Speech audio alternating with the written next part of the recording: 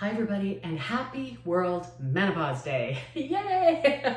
My name is Roberta Heel. I'm a nurse practitioner in Canada, licensed in Ontario and Alberta. I've been an NP for 26 years.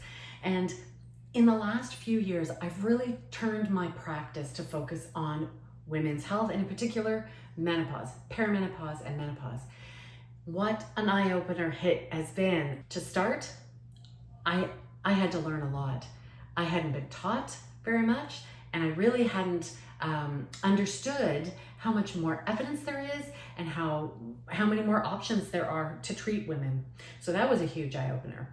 But as I see patients in my clinic, more and more often, I come to understand that the hot flashes, the night sweats, the sleep disturbance, the brain fog, the joint pain, the la la la la la, have a huge impact on women's lives, not just at their home, but in their work life. To start, we know that 80% of women don't get treatment for hot flashes, let alone other symptoms that they might not even recognize are part of perimenopause or menopause.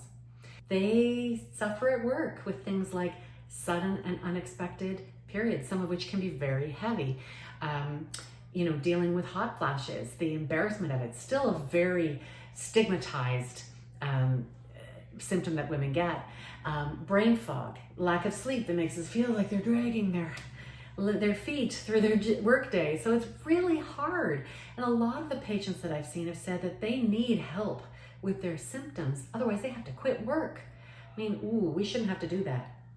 But it's happening all over. We know from data that lost productivity due to menopause costs, so women missing work or changing jobs, etc., because of menopause symptoms, cost $237 million in Canada alone.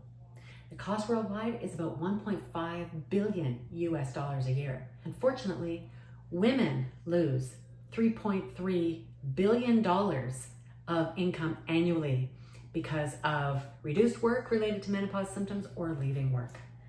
And this is at their peak of earning years and when they have the most to contribute to organizations because they have experience and leadership. It's a real problem.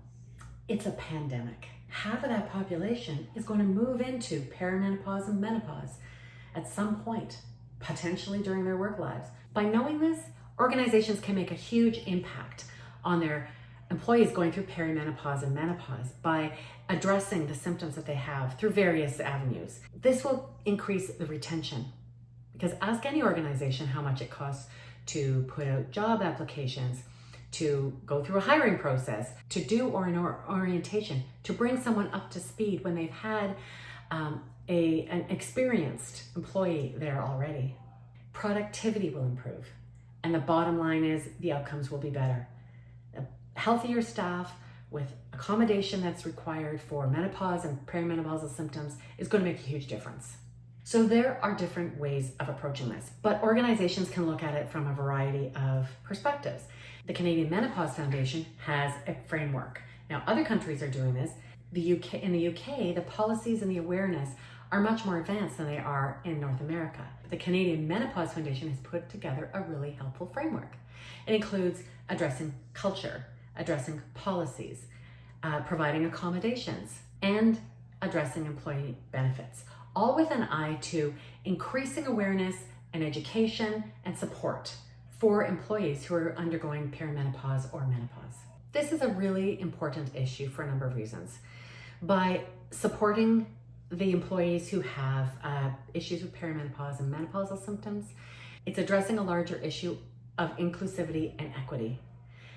These employees should have the resources so that they are able to function at the same level as everyone else. So what can you do as an individual? Well, you can certainly advocate for yourselves. You can advocate for your colleagues. If you're struggling about where to find resources, check the links down below. I've got a link to the Canadian Menopause Foundation and a link to a course that I developed for organizations. It's called Working with Menopause, and it targets HR and leaders in organizations and employees. It helps to raise awareness, to raise education about menopause and very specific strategies with examples and little quizzes. So listen, enjoy the day. We've come a long way, and it's really helpful to see all the work that's being done on menopause. Now let's look at menopause at work. Hey, I'd really appreciate it if you subscribed and liked this video.